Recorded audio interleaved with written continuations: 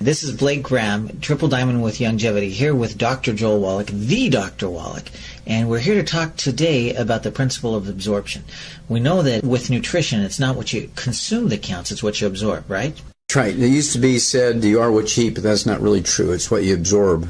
You are what you absorb. And I know that's one of the things that makes your supplements really stand out is because they're so easy for the body to absorb. But let's talk first about how absorption works in the body. Tell us about kind of the gastrointestinal system, how it is that our body's supposed to break down food. Okay, well, digestion actually starts in the mouth. Most people don't realize it, but digestion starts in the mouth two ways. One, mechanical, grinding and breaking up and chewing is very important, getting pieces smaller and smaller and smaller. In fact, the human body is a juice machine. Everything is moving towards being juiced, right? So we're going to chew things up, chop things up into small swallowable pieces. And saliva actually has ptyalin in it, which is a carbohydrate-busting enzyme. It actually begins to break down carbohydrate into sugars and sugars into simple sugars and so on. And so digestion begins in the mouth. It goes down the esophagus to the stomach. And the pH change from an alkaline environment, which is in the mouth, to a very acid environment. Your stomach has to be a pH of 1, and a pH range of 1 being the most acid, 7 being neutral, and 14 being the most alkaline. It's imperative that your stomach environment be acid for several reasons. Number one, it sterilizes the stomach, so yeast and bacteria don't grow there and prevents the formation and fermentation of carbohydrates and sugars and fiber into gases, and which causes bloating and reflux and heartburn and all that nasty stuff. Also, the enzyme pepsin, which is produced by the stomach, requires an acid environment to function properly.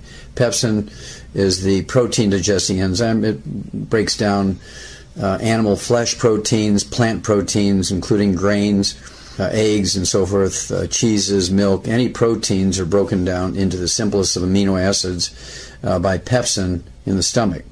The acid environment is also required for a substance called Castle's intrinsic factor, which is produced by the stomach wall, to bind with vitamin B12 and absorb vitamin B12. You cannot absorb vitamin B12 without being first very seriously acidified. The intrinsic factor just won't work.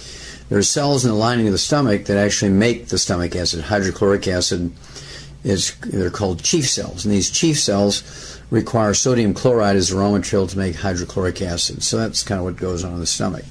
When the stomach churns things around, continues this mechanical breaking down, the acid begins to break down food by actually dissolving the connective tissue and separating fibers and cells of your food.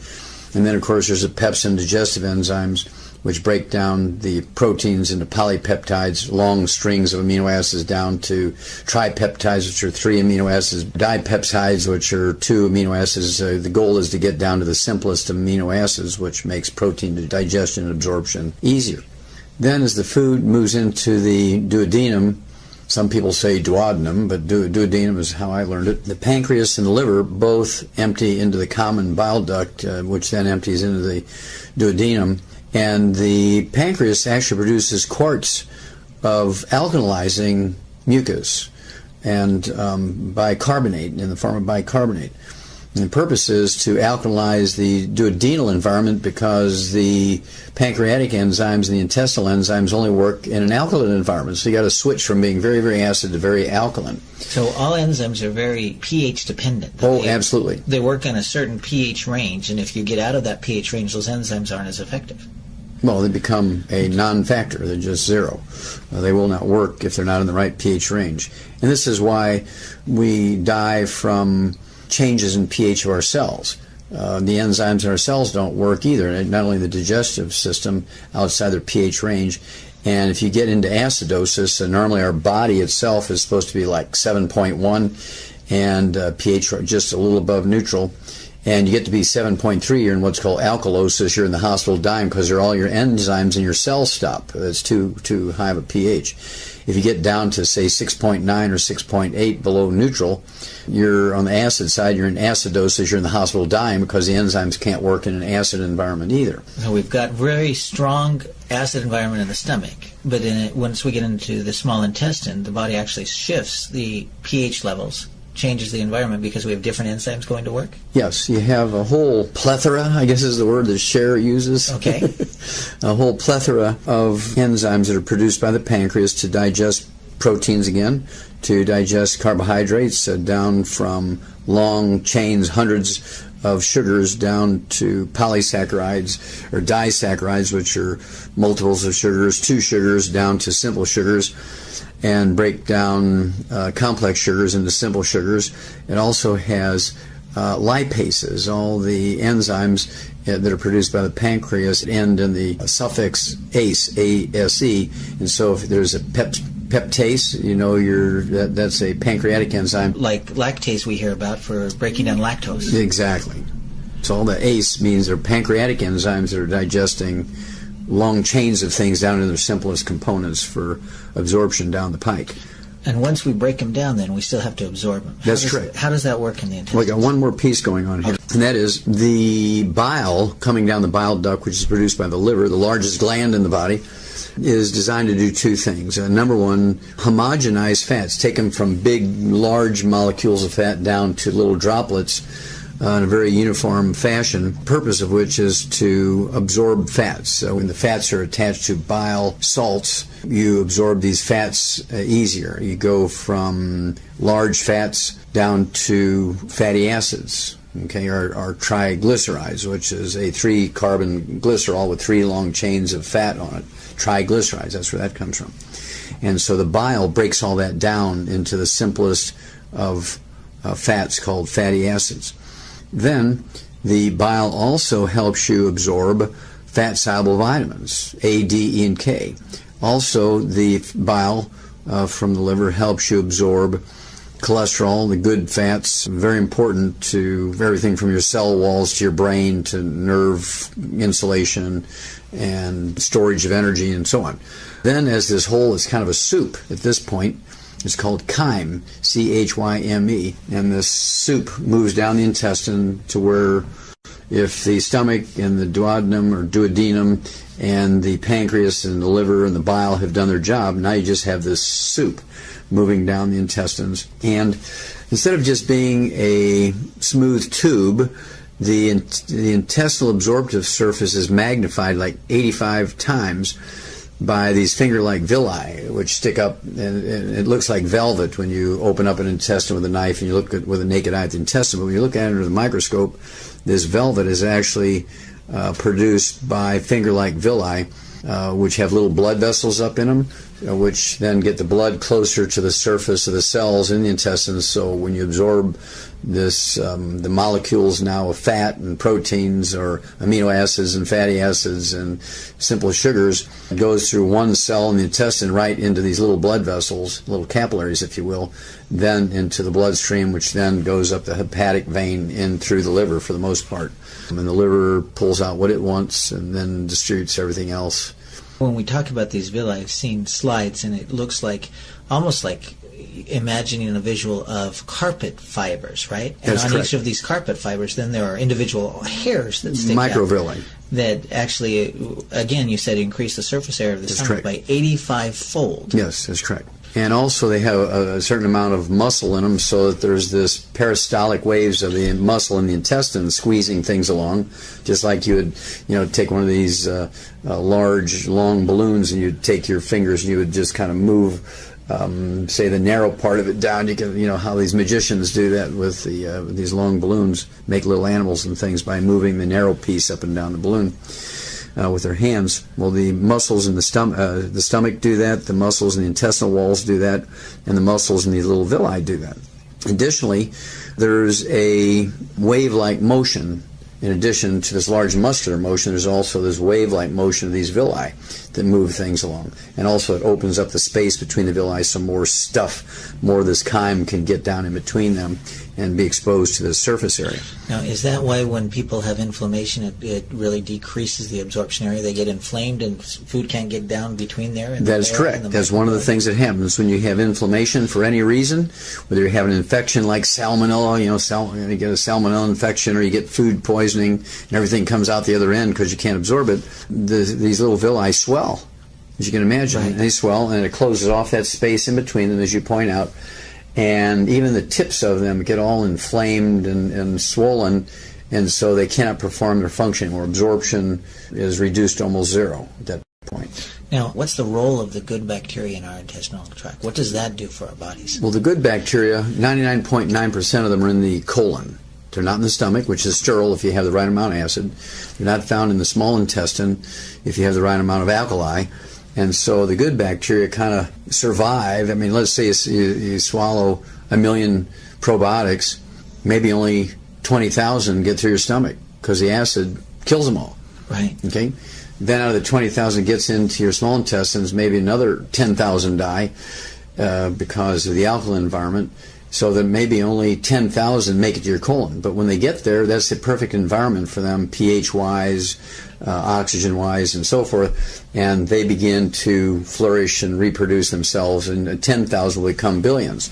And what do they do? Well, they actually fend off bad bacteria by just being there and growing their presence. They're called commensals. They're just there. Most of them don't produce anything good for us, but their presence crowds out the bad guys. There's also a symbiotic relationship with some of these probiotics in that they produce vitamin C, they produce vitamin B12, they do all kinds of nifty stuff by producing certain vitamins. And this actually happens in animals in their digestive tracts as well. I always smile when vegetarians say, well, look, there's a cow and an elephant, and they eat grass, and look at them. Why can't we just eat vegetables? Well, when you look at a cow or a deer or an antelope, these are four-stomach animals, moose and yaks and very large four-stomached animals. Well, there's probably a reason why they have four stomachs. Well, if you think about it, if you look around the world, what is the most, other than rodents, what is the most common vertebrate you see other than human beings around the earth? Four-stomached animals. Every continent has four-stomached animals. Whereas elephants are in a very micro-environment, right? Lions and tigers are in micro-environments. Monkeys are in micro-environments. But these four-stomach animals, ruminants as they're called, are found in every environment of the world. There's actually muskox up above the Arctic Circle, and you have all these hundreds of different antelopes in Africa, and you got many species of deer and moose and wild sheep and goats in North America. Cattle. There's wild cattle all over the place, especially in Asia, and they've been domesticated, and wild goats and wild sheep. And so these things are very universal because they're able to digest things that nothing else can digest. They can take grass, which is essentially useless to all animals, but what they do is there's four stomachs, and the first two are kind of mechanically breaking things down, but the third stomach is called the rumen, and in a cow, it contains 40 gallons of fluid, and it's a big fermentative vat. It's kind of like making beer in there, right? And remember, I said that our whole digestive system is a juice machine, making things into juice. Well, a cow has this big 40-gallon rumen, R-U-M-E-N, fermentative vat is full of bacteria and yeast and fungus and viruses and protozoa. Now, what's the difference between a protozoa and a bacteria? Well, bacteria are plants. Protozoan are animals, and they have little villi, like little oars in a boat, and they move around with these little villi, and they consciously move from here to there, and they have pumps that move things around. They're little animals. And so it's this big vat that's breaking down the grass so that the cow can access the nutrients in it. That's correct, and that's a simplistic way of putting it. It's more complex than that, in that the enzymes produced by the bacteria and the fungus and the yeast break down the grass, which is cellulose primarily, like heavy fiber, and it breaks it down into carbohydrates and complex sugars and then simple sugars. Well, then other bacteria take those simple sugars and ferment them and add nitrogen to them and turn them into amino acids.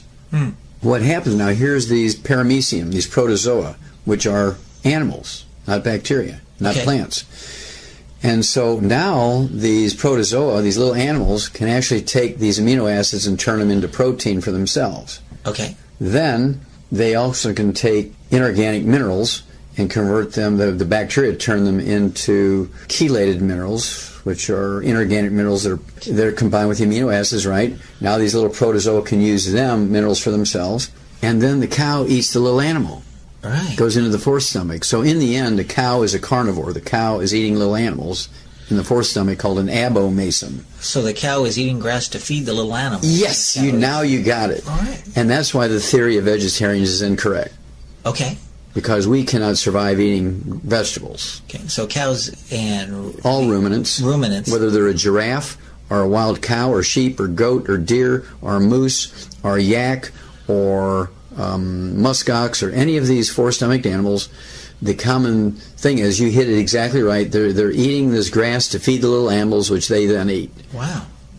And we know from your Dead Doctors Don't Lie audio cassette that having those chelated minerals are so important, because inorganic minerals we just don't absorb. Exactly. Inorganic minerals, even for animals, they eat clay and all that kind of stuff, again, to feed these little animals within inside of them. And inorganic minerals are only usable 3 to 5%, 3 to 10%. And the four-stomach animals do a little better job than the single-stomach animals like monkeys and horses and things like that. And you and I, of course. And this is why in crossing the prairie, it was much more efficient to use oxen, big, large teams of oxen pulling the wagons than horses. Because if they used horses, they had to carry extra wagons hauling grain to feed the horses. They couldn't survive just eating the prairie grass, where the oxen could because of the four stomachs. Well, it's like the eco cars we talk about. They can get further on less fuel, essentially, because you don't have to carry fuel around with them with the oxen then. Exactly. So in the human digestive tract then, since we don't have the four stomachs, we obviously have to have food that's from various sources, because we can't break down the grass. But when we get to the colon with the good bacteria there, is there anything else that we need to know about what that good bacteria does? And I'd like you to mention a little bit about the appendix, because most of us have been taught that the appendix is just, something in there that we don't know what it's good for. Maybe the good Lord put it in there so surgeons would have something to take out, right? Well, that's what they think, I'm sure. But I know that there's a reason for it. Well, there's multiples of reasons, but one of the main ones is, you've all heard of T cells, right? Right. T cells. T cells are activated by the thymus gland. That's why they're called T cells, T for thymus. Yeah, often killer T cells, they're part of the immune system. And they can't function until they're activated. The switch is turned on when they flow through the thymus. Okay. That's why they're called T cells. And if you surgically remove your thymus or you kill it with radiation, you'll never have active T cells. You'll have lots of T cells, but they won't be activated and can't do anything of any consequence for your immune system. Well, there's another set of white blood cells that attack foreign invading bacteria and viruses and fungus and things, cancer cells. They're called B cells, and they're activated by the appendix. Well, wait a minute. If you have T cells that are activated at the thymus, you can understand T for thymus, T for T cells. Why would you have the appendix activating B cells? Well, that's because they first realized this in the bursa of Fabricius in chickens, which is the appendix in chickens, called the bursa of Fabricius. A fellow by the name of Fabricius figured it out, that these cells, these defensive white blood cells, are activated by the bursa of Fabricius in the chickens, and so he called them B cell for bursa. Okay, so if somebody doesn't have their appendix because they have you cannot activate the B cells, so you lose a significant portion of your immune system. When we need to make sure that the nutrients get absorbed in the body, then we need to look at our body's ability to digest it. And since it starts in the mouth and in the stomach and we need an acid environment, what are some of the things that our bodies need to produce acid? Now, you mentioned, like, we need NaCl, table salt, right? Yes, NaCl, sodium chloride. Right? Mm-hmm. And chemically, HCl, hydrochloric acid, has the same chloride ion that salt does, right? That's correct. So do we need to have salt in our diet in order to make hydrochloric acid? Blake, it's an essential nutrient. You cannot live without sodium chloride. Anybody who says you need to restrict salt should be put in jail for reckless endangerment. This is what acidifies your stomach, and people who do not consume salt will set themselves up for many, many, many diseases and increase their risk of allergies, because you can't break down proteins into the simplest of amino acids. And these dipeptides, 2 amino acids, tripeptides, polypeptides, multiples amino acids, become allergens. You can absorb them in your bloodstream, but your body recognizes them as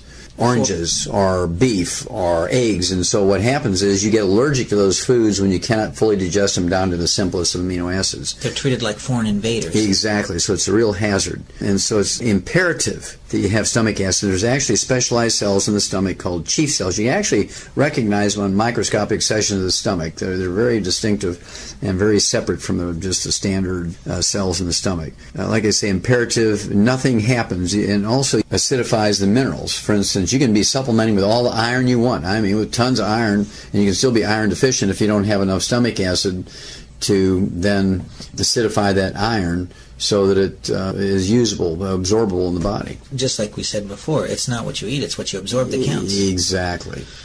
Right now, we have more and more problem with a lot of people with digestive issues. And that's the title of this recording here, Serial Killers, we call it. Cereal, not like cereal with an S, like a repeat, but cereal with the C, like the grains. And that's because we're seeing an increase in the amount of a lot of these grains and cereals in our diet. I think the World Health Organization actually did a study, and they looked at the number of increase in the carbohydrates, and our carbohydrates have more than doubled over the last few decades, and 85% of that is an increase in those breakfast cereals, right? And so when we're getting more and more cereals and more grains in the body, especially we talk about wheat, barley, rye, and oats, and I know there are some people that talk about hybridization. You know, I know in farming technique, you're an expert in agriculture as well. There was a time when the farmers in agriculture actually looked at hybridizing wheat, so we get a more robust wheat that'll grow in a lot of different environments, a shorter grain stock to increase yield. But it's not just having a more robust wheat, it's actually the body's ability to break it down and the decrease of the salt in the diet, because more and more people are saying, hey, low salt, low salt, low salt, because we've heard about it from doctors. What does that do when we have more grains and we've decreased the body's ability to break it down? Well, that's about 16 questions. And so basically, you have to appreciate that the hybridization of all things in agriculture is designed to increase yields.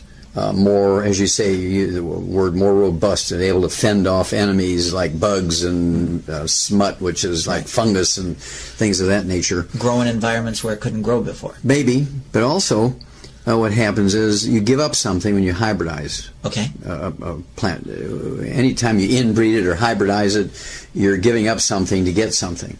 In the case of better defenses, defend off, again, yeast and bacteria and fungus and viruses that attack the plants, so you don't have to use pesticides. You're able to grow them in a more organic sort of way. You're avoiding more chemicals so it's not intended to be a bad thing to hybridize them, because if you build a plant that can fend off bugs and bacteria and viruses without the use of chemicals, that's very good. Right. Unfortunately, there's always unintended consequences. One of the unintended consequences of hybridizing wheat, for instance, is the reduction in protein. Back at the turn of the 20th century, depending on the strain of wheat, the species of wheat, you had anywhere from 13 to 17% protein. Well, today it's about 3% protein. So the amount of protein goes way down by hybridizing grains to fend off parasites and bugs and so forth. And as a result, it's almost all carbohydrates now and very little in the way of protein. And so this is why in the livestock industry we had to come along with soybeans to add to animal feed to raise the protein levels, because grains, greater yields in terms of tons and bushels per acre, doesn't have enough protein for them. And so we had to add the soybeans to bring the protein level up to satisfy the need for raising livestock, either for reproduction or fattening in the feedlot for steaks and chops and so on. So the increase in carbohydrates, could that be an increase in like cellulose? It is partially an increase in cellulose. And cellulose is what makes a carrot pop when you break it and you bend it. Cellulose is what makes a stalk of celery stand up straight. Okay? Mm-hmm. And isn't cellulose pretty hard to break down? Well, it is. And this is where all these little bacteria and yeast and things in the cow's rumen, that's actually the third stomach, does that. They have little enzyme systems that break down that cellulose called cellulase. Okay. Human beings don't have cellulase. And so we don't do a very good job. We don't have that big third stomach with 40 gallons of all these bacteria and yeast fermenting the stuff with cellulase breaking down that cellulose, right? So what happens when it's not broken down? What does that do to the villi? Well, that alone won't do much to the villi, but it can give you a soft stool, or, a lot of people use fiber as another term for cellulose, fiber. And they use that to have a bowel movement. It makes the transition time, the movement time from the mouth to coming out in the bowel movement in the toilet, shorter. Okay, and this is what helps people that are constipated, is that cellulose. That's what fiber is cellulose. Okay, right. And so it can be medicinally useful as long as it's a neutral type of cellulose. If it comes from foods that cause intolerances, not allergies necessarily, but intolerances that can create more problems and other unintended consequences. Well, explain to us what you mean by intolerance, because this is, I think, a new term for most people. When most people think of food allergies, but we're talking about something that's not a blood allergy, an allergic reaction that happens when undigested particles get in the blood. It's something different. You often call it like a contact allergy. Yeah, sure, exactly. You've hit the nail on the head there, Blake. The typical allergies, whether you're inhaling them, like dust and pollens and things, they get into your bloodstream through your lungs. And these large protein pollens, and pollens are essentially the sperm of plants, is what they are. Pollen is the sperm of plants. Okay.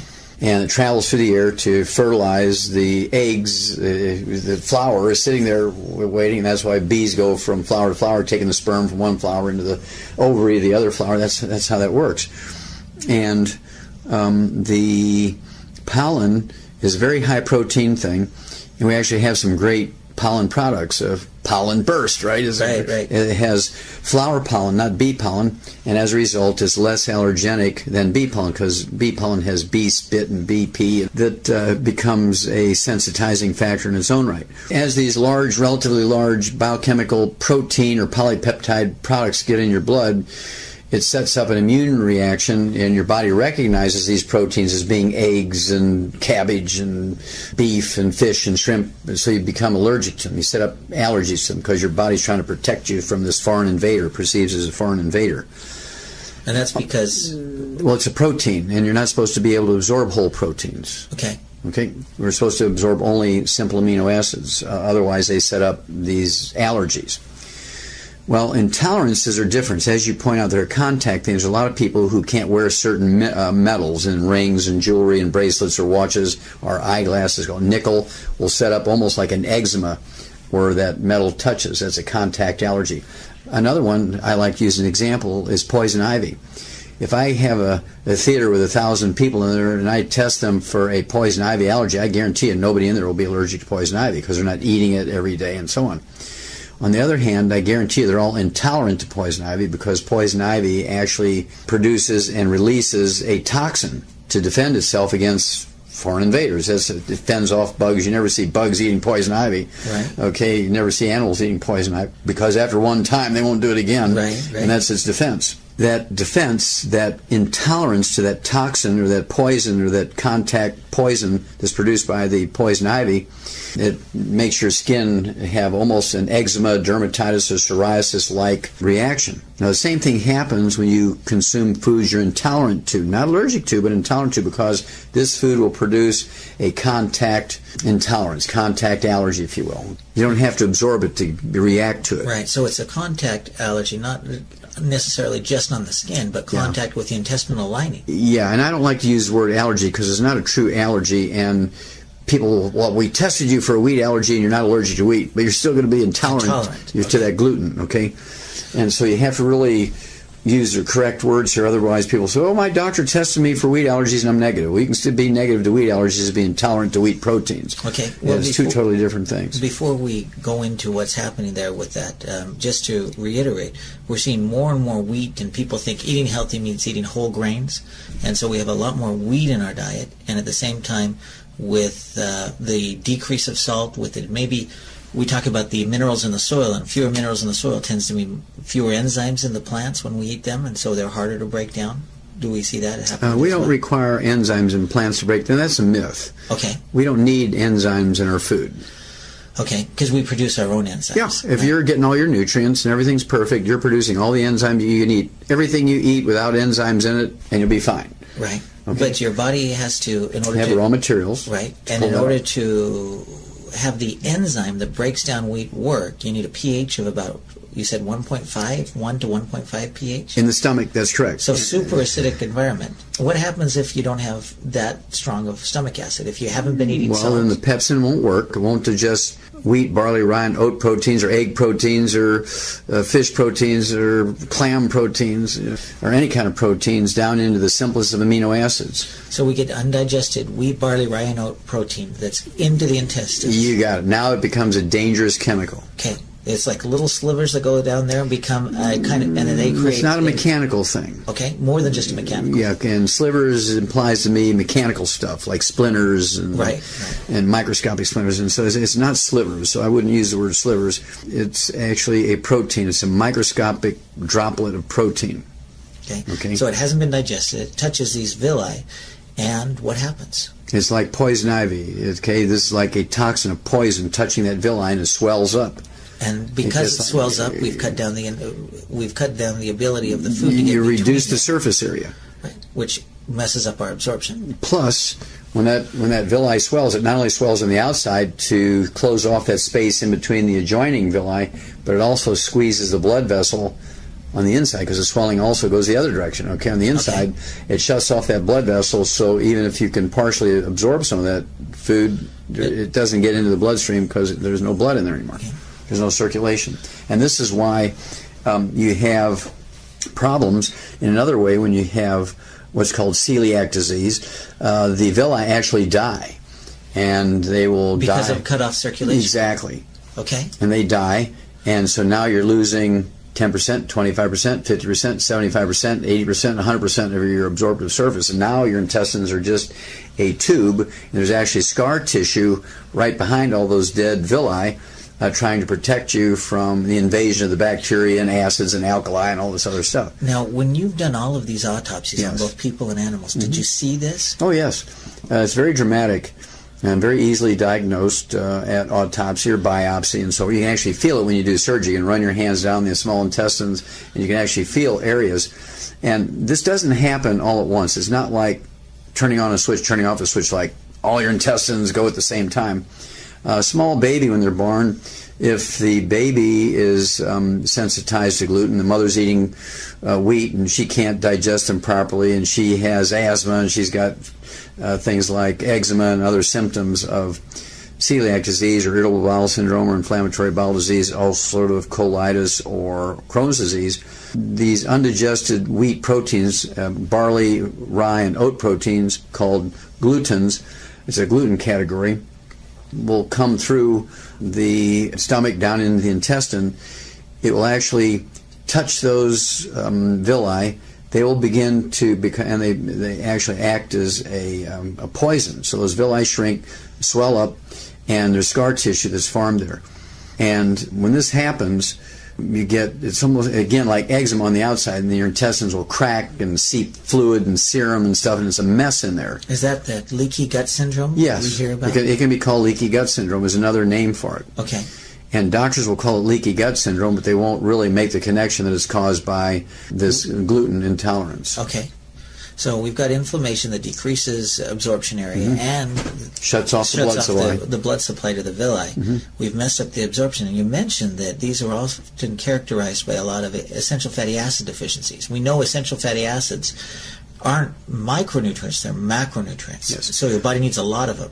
Well, again, this doesn't happen all at once. And these young babies might only have 1 or 2% affected by this damage. Okay. And they get what's called colic. They get colic, and they're just uncomfortable. They're screaming, and they don't want you to touch their belly. They're just really sensitive. And so the mother says, well, my baby can't tolerate my milk, and they put them on a formula, and the baby's fine for a while. Okay. But the baby's been sensitized to this gluten. Now the baby now has a gluten intolerance. So it was undigested wheat, undigested gluten. Undigested wheat, barley, rye, or oat proteins coming through the breast milk that sensitized the baby. Okay, so now the baby's sensitized to it. Yes. It goes on formula. It does fine. It does fine. But then it grows up, starts to eat cereal, breakfast cereal. It starts to eat solid food, is weaned off the formula onto solid foods, and now it goes through the same process again because it's been sensitized. And your intestine has a memory, and it says, oh, there's that gluten stuff, and it reacts, and the villi shrink, and the blood supply shut off, and it goes through the whole thing again. But it's not an all or nothing thing. It'll be patches, particularly worse where the intestines curve around because everything slows down to get through there, so the contact is longer. And so you have patches of intestines that have inflammatory bowel disease, and patches that are celiac disease, and patches that are Crohn's disease, different degrees of severity, all in the same intestine. But you might only have 5% afflicted in a baby. You don't really see much other than them being colicky, it would be the word, and their tummy's tender and all that kind of stuff. And then the baby, say, gets to 5 years of age, and the baby's got rashes, and they develop asthma, and they cannot absorb things at this point when you have, say, 20%, 25% of your intestines afflicted, particularly cholesterol and particularly omega-3 essential fatty acids, because these are large, complex molecules, and they can't get through this damaged intestine. Do you mind just mentioning briefly here, I know we do it on other recordings, about cholesterol, because a lot of people don't understand that cholesterol is an essential nutrient. Yes, cholesterol, sure, Blake. Cholesterol is an essential nutrient. It makes up a significant portion of the cell wall of each cell. It makes up 95% of the steroid hormones in your body, from your adrenal gland, from testosterone, estrogen, progesterone. It's also necessary as a raw material for myelin, the fatty insulation material in the brain and some of the peripheral nerves. And this myelin in the brain makes up 75% of your brain weight, and it's almost 100% cholesterol. And so somebody who would say to me, oh, my doctor's jealous because my cholesterol without medication is 90. They have advanced, very severe celiac disease or irritable bowel syndrome, inflammatory bowel disease, ulcerative colitis, and or Crohn's disease. So the only time we see cholesterol that's really low is either if they're taking cholesterol-lowering drugs or they have an absorption problem. That is exactly right, which is a very, very bad thing. You do not want your blood cholesterol down below 220. You get down below 220, you're in the danger zone. More people die from heart attacks when your blood cholesterol is down below 220 than you do when it's up to 220 to 270. In fact, the people on Earth who have fewest cardiovascular events are the Inuits, the Eskimos above the Arctic Circle, and their cholesterols run 350 to 500, wow. And they have the fewest cardiovascular events until they come down here and eat like us, and they have the same ratio as we do. As long as they're eating 90% of their diet is red meat and fat, whale meat and whale blubber, walrus meat, walrus blubber, seal meat, seal blubber, bear meat, bear fat, they only eat 2% fish, they're doing great.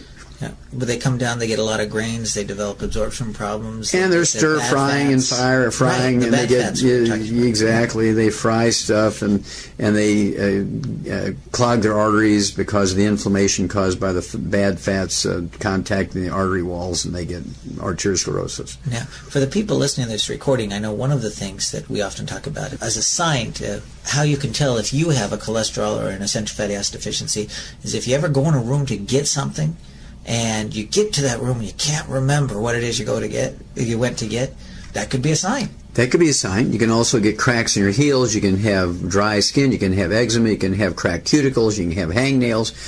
All splits in your skin. And you see this, actually, all these things from gluten intolerance are worse during the wintertime.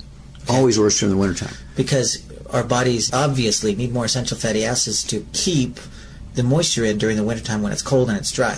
Well, that might be a factor, but the main factor is during the wintertime you eat more pasta, more toast, more oatmeal, more pancakes, more waffles. During the summertime you're eating more fruits and vegetables because they're available. Okay. And so we change our dietary pattern during the wintertime, and so if you have a gluten intolerance, you're taking in more gluten during the wintertime, and the disease becomes more severe during the winter. So it's an increase of irritants. It's an increase of irritants. You got it. So if we're talking about an increase of irritants, then maybe the reverse would be true. If we get rid of all the things that are irritating the intestines, then do the intestines have the ability to heal themselves? They actually do. Just like your skin, when you cut your skin or burn your skin, it's able to heal itself. It rebuilds itself very quickly, has the capacity to do that. Your intestine has the same capacity. So if you go on a macrobiotic diet, aka gluten-free diet, and the macrobiotic diet was actually created during the 1700s in Germany. The Greeks 2,000 years ago actually knew about celiac disease. And they figured out that when you give up wheat, barley, rye, and oats back 2,000 years ago and eat more rice and corn and beans, lentils, millet, and so on, and things like that, that the disease went away. And all these problems went away. And then you started eating wheat, barley, rye, and oats again, you had this problem. Well, in Germany, they created this macrobiotic diet, which is also known as the brown rice diet. There's no magic in the brown rice, but it's the fact that you give up wheat, barley, rye, and oats. So if somebody wanted to go gluten-free, one of the suggestions you could make is look at that macrobiotic diet and not focus so much on what you can eat, but look at all the great things you can. Exactly. Well, you look at the Chinese. There's 2 billion Chinese, almost 2 billion Chinese, and very few of them in China ever get celiac disease, irritable bowel syndrome, inflammatory bowel disease, ulcerative colitis, and Crohn's disease because they eat rice and millet, and they eat flax and buckwheat, which is not wheat. And they eat sweet potatoes and squash and those sources of carbohydrates. And the same thing in America. The people who are meat eaters, the infamous meat eaters who eat meat and potatoes, they have other problems, but they'll never get celiac disease, because you only get celiac disease when you cannot digest wheat proteins. Right. Now, there are some things that I think make the celiac disease worse. You talk about the bad fats, the trans fatty acids, all of those partially hydrogenated vegetable oils, and I'm even seeing fully hydrogenated vegetable oils. Which is margarine. Right. So when those get in there, how do they affect the villi then? Well, they turn into what's called trans fatty acids or free radicals, and these are very egregious chemicals. They actually cause inflammation in of their own right. They're very inflammatory things. And everybody is sensitive to trans fatty acids. Heterocyclic amines are burnt animal fats. Okay. And then you can also have acrylamides, which are superheated carbohydrates like toast and these crispy cereals, crackers, that sort of stuff. And so if you're frying potatoes, you're getting trans fatty acids from the heated oils. Even if they say, well, we fry our French fries without, our oils do not have trans fatty acids. Well, as soon as you heat them, it converts them into trans fatty. You may not start with trans fatty acids, but it will turn into trans fatty acids. Okay. And so that's kind of a lame, not quite true advertisement. So it's burnt oils. Essentially, it's heated oils, just even heated oils. They don't have to be burnt, just heated. And then you're also superheating the carbohydrate in the potato, so you're getting acrylamides.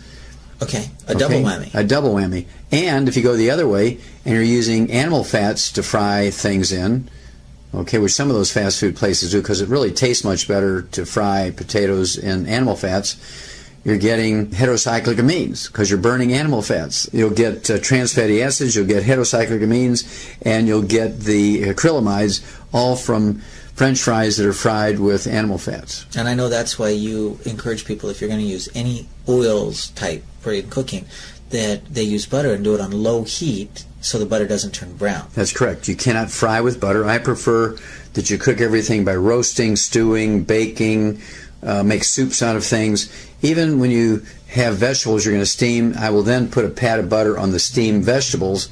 It is not quite as hot as putting the butter in the pan and heating it that way. So when you steam a vegetable, you're looking at steamed vegetables, you put a pat of butter in there and it melts them. That's a much safer way to use butter. I just don't like cooking with butter except soft scrambled eggs. Right. And when I soft scramble an egg, I like to put the skillet or the saucepan in a very, very low temperature that I can put my hand on that saucepan before I put the butter in there for 10 to 30 seconds. It's going to be warm, but I can keep my hand there. It's not going to burn me. Okay. Then you can put the butter in. It's not going to hurt it. Okay. So we use more butter. We cook on lower temperatures. And use water. Cook in water. Cook in water. Okay. And at the same time, we want to probably decrease the amount. Is there anything wrong, even for those people that don't have celiac, is there anything wrong with them decreasing the amount of gluten in their diet?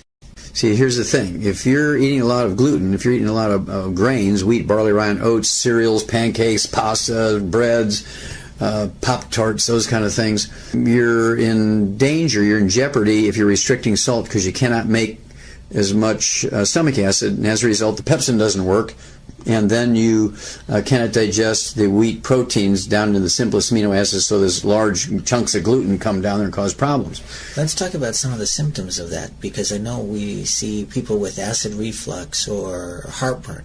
That tends to be caused from low stomach acid, not high stomach acid. That's right. And so when they say I have acid reflux, it's a misnomer. It's actually incorrect. And doctors perpetuate that because they want to sell their Nexium and other what are called protein pump inhibitors, which protein pumps is what are in these chief cells that actually produce the stomach acid.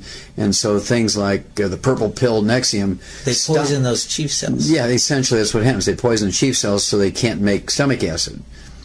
Okay, then initially you're going to feel pretty good, but 6 months down the line you're going to wind up with all these deficiency diseases you never had before, because even if you were supplementing with those nutrients, you cannot absorb them because you haven't acidified your stomach. And without an acid environment in your stomach, you get bacteria that lives down there and grows, and you eat and it eats, and it burps and kicks the... Produces gas. When it ferments the carbohydrates and sugars, it produces gas, which causes bloating, burping, belching, heartburn, and all that kind of stuff. Yeah, and that's what causes, like you said, the heartburn. That's correct. Even weak stomach acid in the esophagus probably is pretty uncomfortable. Over time, yeah, and of course when you belch that up, that weak stomach acid, it might be 5 or 6, very close to neutral. It's like tasting vinegar. You just put raw vinegar on your mouth and it tastes like acid, but it's a pH of 4 to 6. Right. It's not 1. And so that's where people get the idea that it's acid reflux, and it's really not. It's not acid enough, and so things are able to grow in there and ferment carbohydrates. So if somebody has had acid reflux, you know, it's again a misnomer, but if they've had heartburn, if they've had those things, if they've been using carbonated beverages or had salt-restricted diets, or even using these alkaline waters improperly, using them during meals, drinking carbonated drinks during meals. So if they've been doing that, the chances are pretty high that they've had undigested gluten proteins in their intestines and they've developed an intolerance. That's right. And they cannot absorb minerals properly. They cannot absorb B12 because that Castle's intrinsic factor only works in an acid environment. So there's many, many bad things that happen over time if you don't have a stomach pH of 1. Now, I know you look at people with essential fatty acid deficiencies with eczema or asthma, and you've seen pictures of my own nephew in Japan.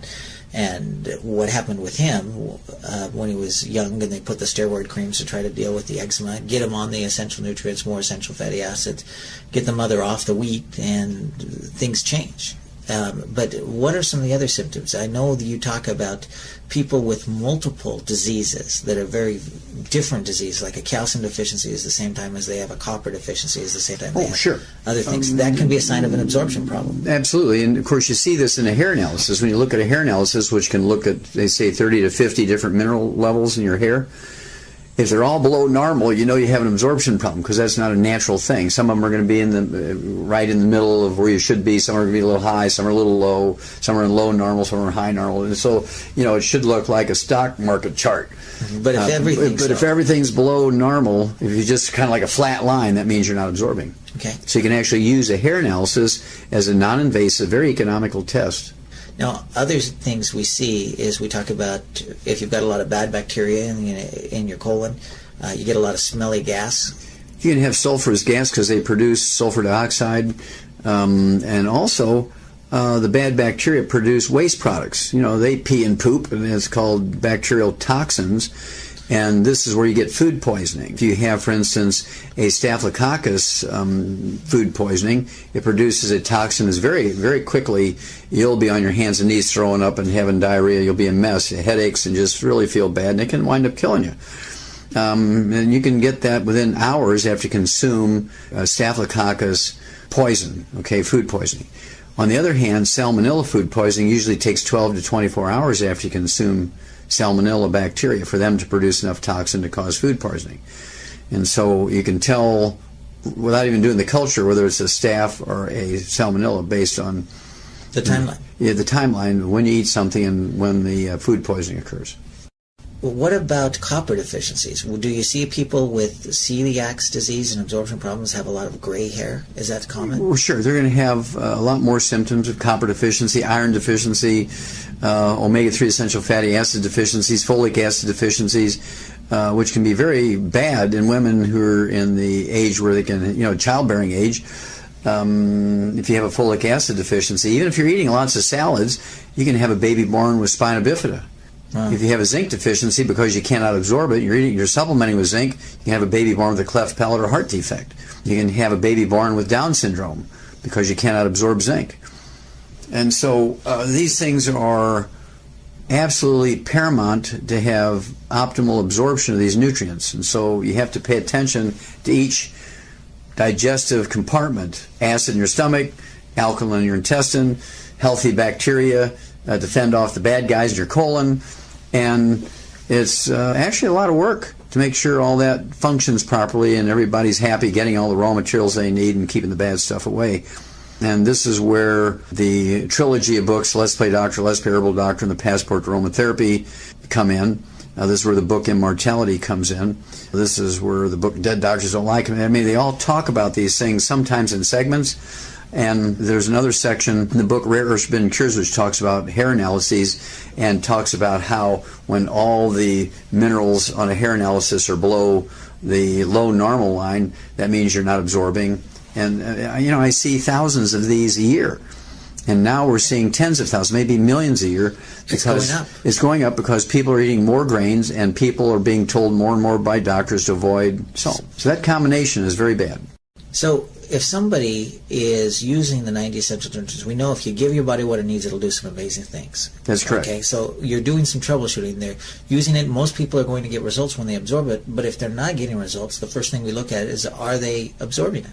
That is correct. So, in addition to going gluten-free, and it's important that they stay gluten-free so they keep their absorption. That's correct. We often add an enzyme product to help break it down, and especially people that say maybe they've had their gallbladder removed, and so they're not producing they're not storing enough enzymes to be able to. Well, they're not storing enough bile. Bile. Okay. In that case, it's not enzymes, actually, it's bile. It's kind of an emulsant. It's almost like detergent is what it is. Bile is like a detergent. And it breaks down big globs of oil and fats down to little globs of oil and fats that are more easily absorbed. So for those people, taking a great digestive enzyme and using probiotics, those can also help with people that are going gluten-free to help give them the right environment for the intestines to heal themselves? Well, by right environment, you're talking about digesting foods down properly, right? But you still have to have the proper pH in the stomach and the intestines. Okay. And you have to have some of the pancreatic and intestinal enzymes that are coated so they don't get destroyed and digested in the stomach, which is more acid, right? And so all these factors have to come into play. And then, of course, our ultimate enzymes has ox bile in it to give you that ability to, I call it the gallbladder in a bottle, because it has the ability to, as you point out, give you the right amount of bile when you have a meal, particularly a fatty meal.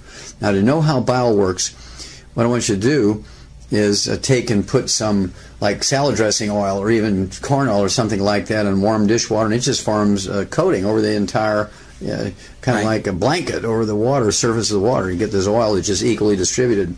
Take a couple of drops of a liquid dish detergent and put in there. It just breaks up into little beads, like BBs, and just all breaks up.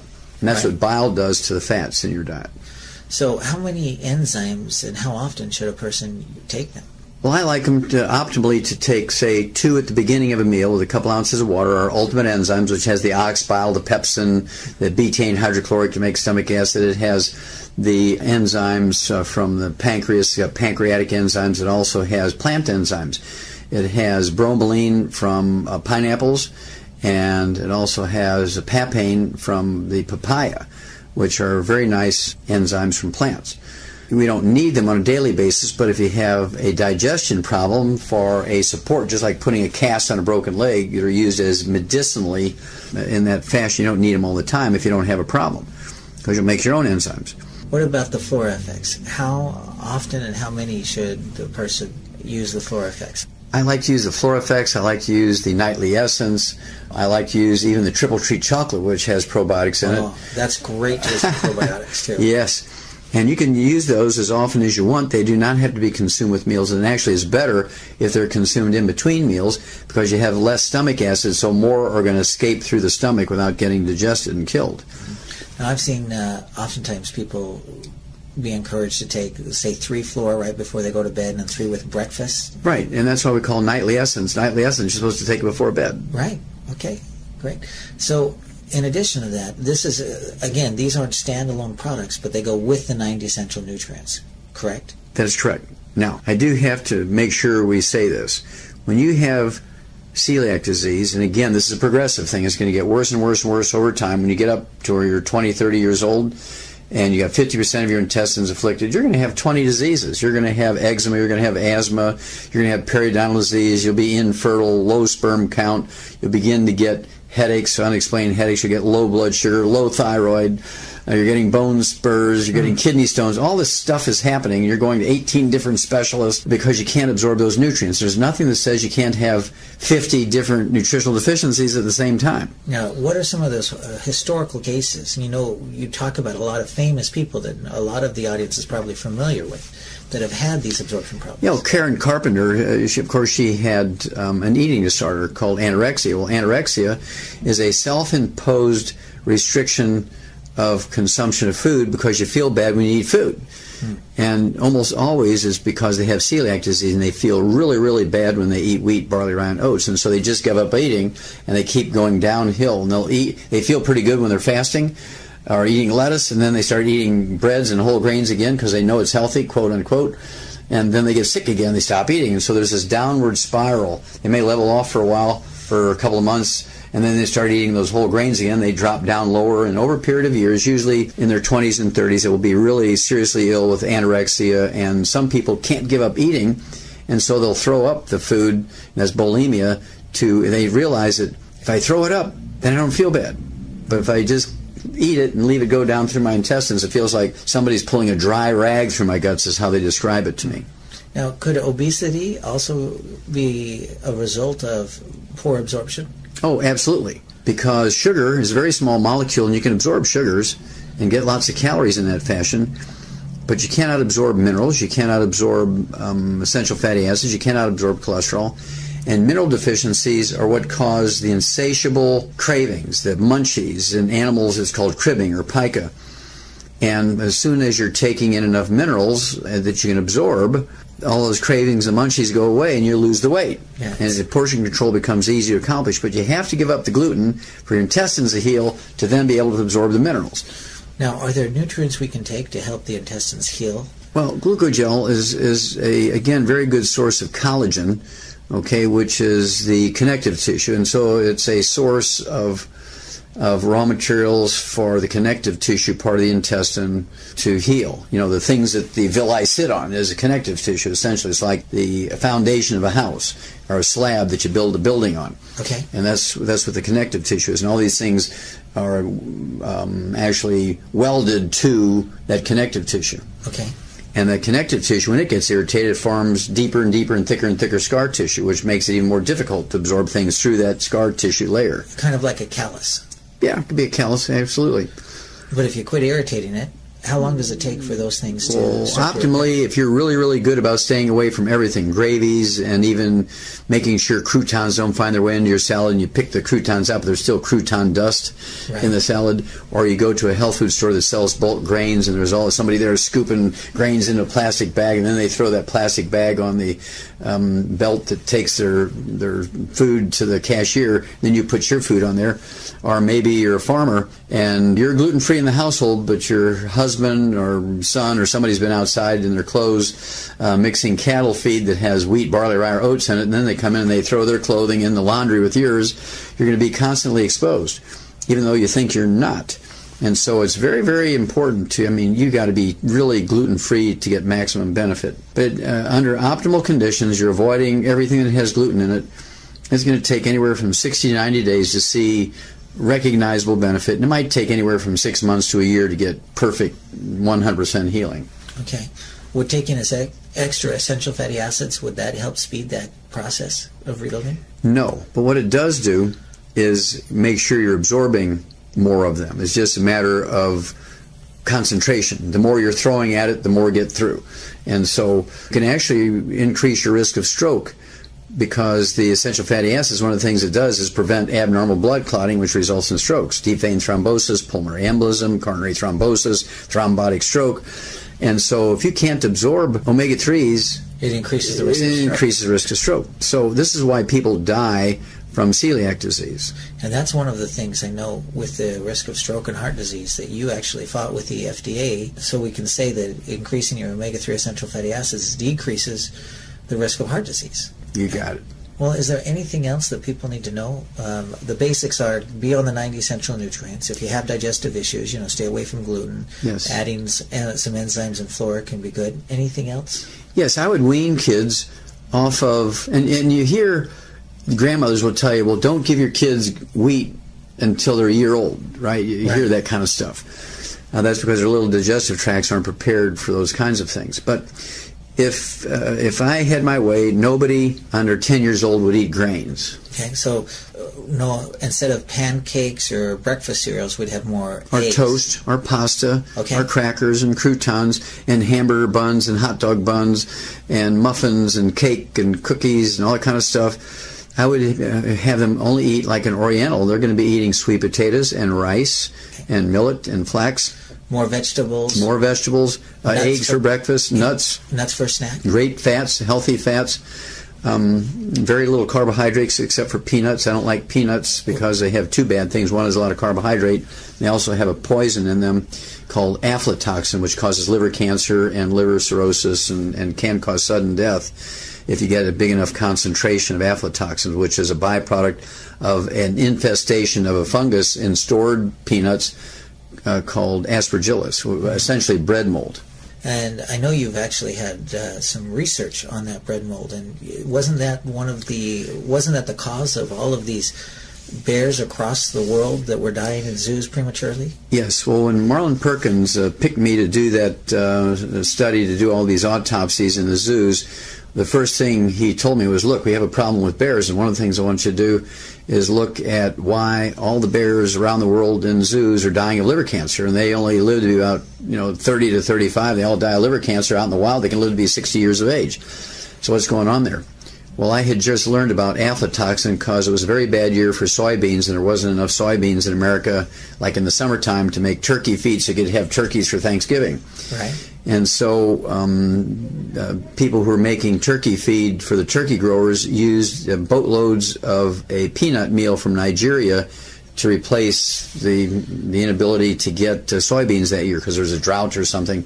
Well, it turns out all those shipments of peanut meal from Nigeria were infested with that aspergillus mold, that bread mold, and so it infested the turkey feed with aflatoxin, which is the poison produced by this aspergillus. And all the turkeys in America died of liver cancer, so they had to import turkeys from all over the world to have enough turkeys for Thanksgiving. Well, that had just happened when I got that position, so I'm thinking, okay, well, maybe the aspergillus is the same thing there, maybe the aflatoxin, same thing.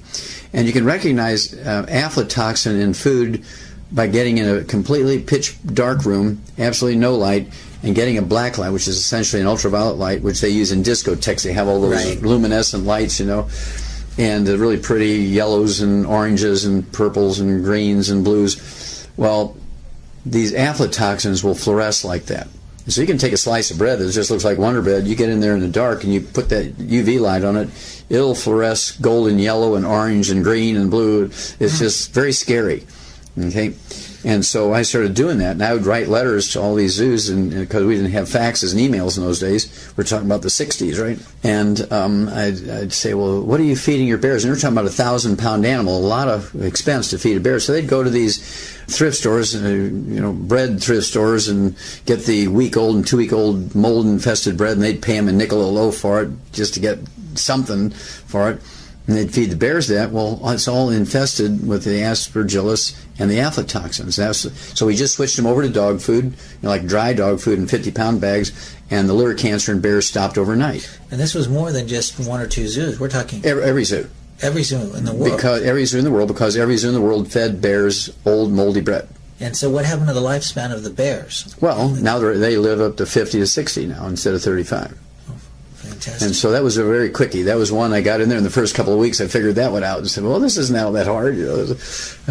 Well, can health be that simple for people? Health is that simple, Blake. It is that simple. Once you know the combination, it's like if you have a heavy-duty combination lock and you're there with a sledgehammer hitting that thing, you can't open it. Here comes a little 3-year-old who knows the 3 numbers, right? 007, 007. Yeah. And click, the thing opens up. And the same thing with the secrets of health and nutrition. Congestive heart failure, the most common cause of death in Americans, is a simple thiamine deficiency, vitamin B1. It's the terminal event of beriberi, thiamine deficiency. Now, what do doctors do? Well, they give you all kinds of pharmaceuticals and drugs to regulate heartbeat and diuretics to get rid of the fluid that's collecting in your lungs and your chest and your belly cavity. And they give you digitalis to make your heartbeat more effective. And then they put you on the heart transplant list. They give you a heart transplant. So you're looking at $500,000. Well, all you have to do is put people on the 90 essential nutrients, get them off of sugar, which aggravates the thiamine deficiency, and you give them something like the de-stress capsules, which 2 capsules gives you 3,000 times the minimum daily requirement of vitamin B1. Not B-complex 100, we're talking about 3,000 times. And so when people have congestive heart failure, I like to give them 6 of those capsules a day, so they're getting 9,000 times the minimum daily requirement. And so you get, and I can legally say this will support and promote healthy cardiovascular metabolism. Give the body what it needs and it'll heal itself. Yeah. That's correct. And so this is as simple as it sounds. People say, it can't be that simple. I mean, otherwise my doctor would know about it. Well, Not really. Because they're not trained yet. I know from my experience, I was in pre-med, and there was no nutrition in pre-med, and they said in 4 years of medical school, you can expect one 30-minute lecture on nutrition with no test. So expecting the doctors to understand nutrition, the MDs to understand nutrition, is like expecting your plumber to know how to fix all the computers. Or to do brain surgery. Yeah, it's just really tragic. And, of course, medical doctors have such credibility and respect, and in many cases they deserve that. On the other hand, in many cases it's actually a fraud because the doctors don't know the basic stuff required by the human body, of which they're supposed to be in charge. Right? And one of the things I love about this mission and the message is that you don't have to be an expert to share it. You just have to learn how to share the tools, because I know that I could share your CDs, and it's more effective than me personally going out there and trying to tell somebody all there is about health. And it's easier for them to share it as well. And that's what we do, to share this message with people and hopefully help America and the world. Exactly. Well, we can actually save America, and we can save the world, Blake, simply by teaching people how to take care of themselves, because, again, there's no insurance policy that will prevent or cure disease. When you pay for a health insurance policy, all you're doing is betting that in the future you're going to screw up somehow, and you're going to run up a big medical bill with doctors and hospitals, and you're going to need a lot of money to pay them. Doesn't do anything to prevent disease or cure disease. That's your responsibility. That's each of our own responsibilities. People say to me, well, I don't have to worry about it. I got good insurance. Well, no, that's not quite true. It might pay the doctor when you get sick, but you're the one that's responsible to prevent yourself from getting sick. And especially, it's not just our health, it's the health of our families and our kids. And that's right, and grandkids and great-grandkids. I have to start speaking in those terms. All right. Well, thank you so much, Dr. Wallach, for your time. Any last words or messages? Well, just remember that if you're not salting your food, if you're not digesting and absorbing your food properly, you could wind up by being damaged by a serial killer. Well, take it from Dr. Wallach. He's a horse doctor as well as a physician, and every farmer worth his salt puts out a salt block for his animals, and we need the same thing for us. Absolutely. All right. Thank you, Dr. Wallach.